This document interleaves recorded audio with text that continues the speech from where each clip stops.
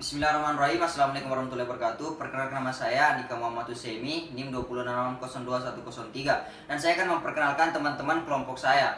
Yang pertama, Hai, perkenalkan nama saya Wati Desi Rahmawati, panggilan Desi, NIM 186602184, dan teman saya selanjutnya. Hai, saya Rizky Nili Arifin dengan NIM 206602106, dan teman saya. Hai, nama saya Ritna Febriani dengan NIM 206602108 dan teman saya. Hai, perkenalkan nama saya Imam Mujahid dan NIM saya yaitu 206602117 dan teman saya. Hai, nama saya Muhammad Regian dengan NIM 206602102 dan teman saya. Hai, perkenalkan nama saya Angeloni Siriakusamae dengan NIM 206602120. Selanjutnya, teman saya.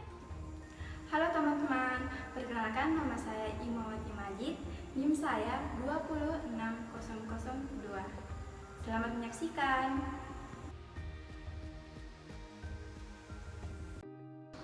Assalamualaikum warahmatullahi wabarakatuh. Saya akan membawakan materi tentang dasar hukum. Undang-Undang Nomor 3 Tahun 2008 tentang pajak penghasilan. Pajak penghasilan atau yang biasa disebut dengan PPh adalah pajak yang dikenakan terhadap orang pribadi maupun badan berdasarkan jumlah penghasilan yang diterima selama 1 tahun.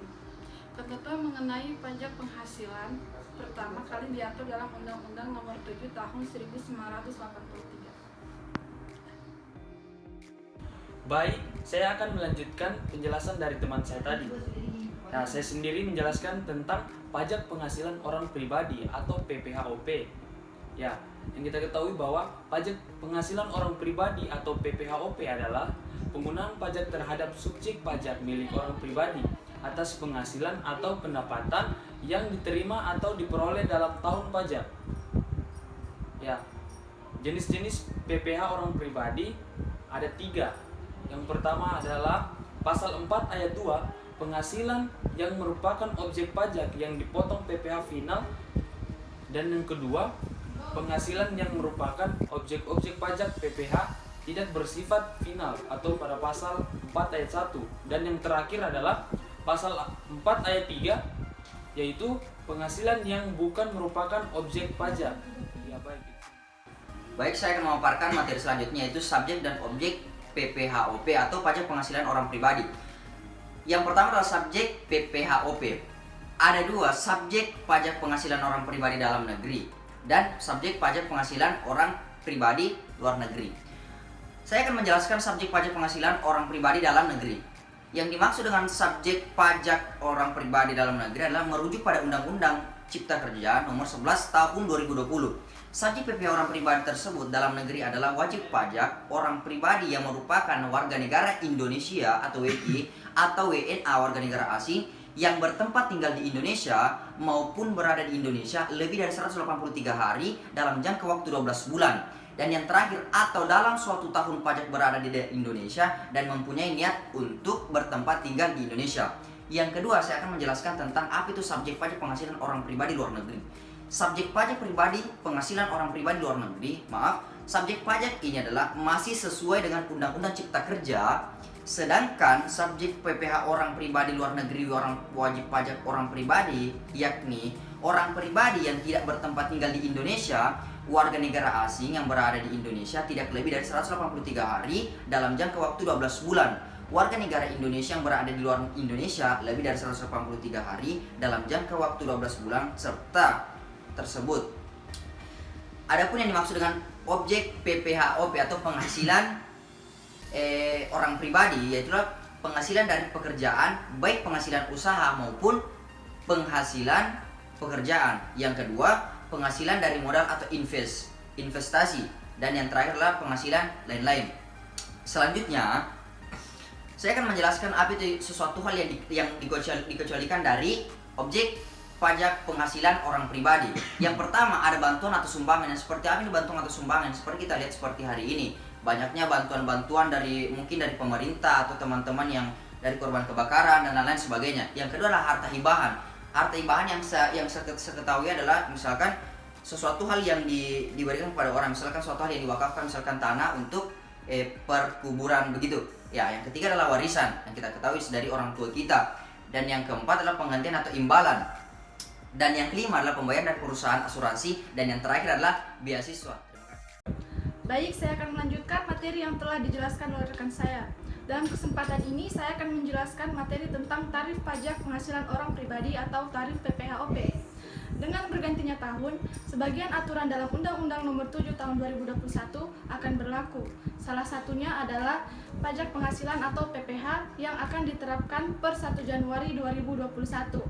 Maksudnya, pemerintah telah merubah ketentuan tarif dan braket pajak penghasilan atau PPH orang pribadi dalam Undang-Undang Harmonisasi Peraturan Pajak atau HPP, tujuannya untuk memberikan asas keadilan. Lebih lanjut, dalam Undang-Undang HPP diperkenalkan 5 lapisan penghasilan. Yang pertama, penghasilan sampai dengan 60 juta rupiah dikenakan tarif sebesar 5%.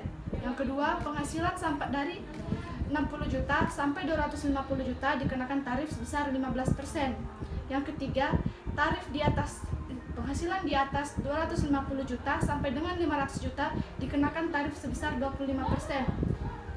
Yang keempat, penghasilan di atas 500 juta sampai dengan 5 miliar rupiah dikenakan tarif sebesar 30%.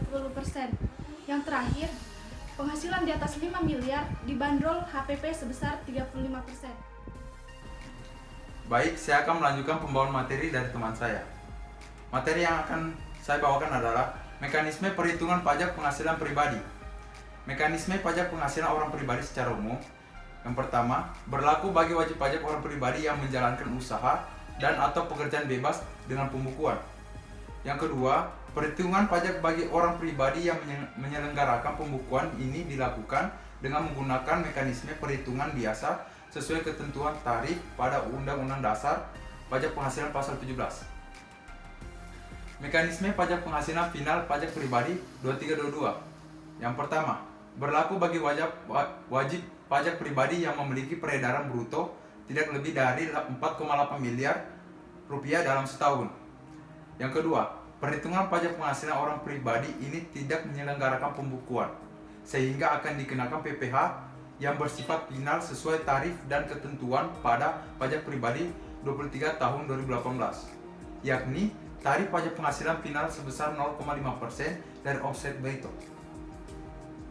Yang ketiga, mekanisme pajak penghasilan orang pribadi secara norma perhitungan penghasilan neto. Yang pertama, perhitungan pajak penghasilan orang pribadi dengan mekanisme NPPN ini bagi yang tidak menyelenggarakan pembukuan. Yang kedua, norma perhitungan penghasilan neto ini bisa digunakan oleh wajib pajak dengan peredaran bruto kurang dari 4,8 miliar rupiah dalam setahun. Saya akan melanjutkan materi yang telah dibawakan oleh teman saya. Materi yang akan saya bawakan yaitu batas waktu pembayaran pajak penghasilan orang pribadi. Yang pertama, mekanisme umum dan norma penghitungan penghasilan neto. Batas waktu pembayaran atau penyetoran pajak penghasilan orang pribadi adalah sebelum surat pemberitahuan tahunan pajak penghasilan orang pribadi disampaikan, yaitu sebelum tanggal 31 Maret periode berikutnya. Kedua, pajak pribadi pada tanggal 23 tahun 2018, pembayaran nominal pajak final dilakukan maksimal tanggal 10 bulan berikutnya.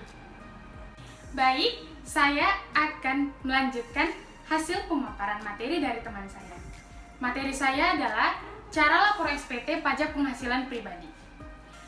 Periode pelaporan SPT PPH orang pribadi adalah dari tanggal 1 Januari 31 Desember dan harus dilaporkan ke KPP sebelum tanggal 31 Maret pada tahun berikutnya. Formulir penyampaian surat pemberitahuan atau SPT tahunan pribadi bagi yang berstatus karyawan saja dengan mereka yang sebagai pengusaha berbeda. Jika wajib pajak orang pribadi karyawan menggunakan formulir SPT 1770SS atau 1770S. Wajib pajak orang pribadi yang melakukan usaha atau pekerjaan menggunakan formulir SPT 1770. Makasih. Baik, saya akan melanjutkan materi dari teman saya. Materi yang saya akan bawakan tentang sanksi pajak. pajak terbagi menjadi dua. Yang pertama, sanksi administrasi dan kedua, sanksi pidana. Sanksi administrasi dalam pajak adalah pembayaran kerugian yang ditimbulkan oleh wajib pajak kepada negara. Pembayaran kerugian tersebut dapat berupa denda, bunga, dan kenaikan bayar. Sanksi yang dikenakan sesuai jenis pelanggaran atau kesalahan yang dilakukan oleh wajib pajak. Yang kedua, denda pidana. Sanksi pajak berupa denda pidana diberikan kepada wajib pajak, petugas pajak, bahkan orang ketiga yang melakukan tindak pelanggaran. Besaran denda pidana sesuai dengan tindak pelanggaran yang dilakukan oleh berbagai pihak di atas sehingga menimbulkan kerugian bagi suatu negara.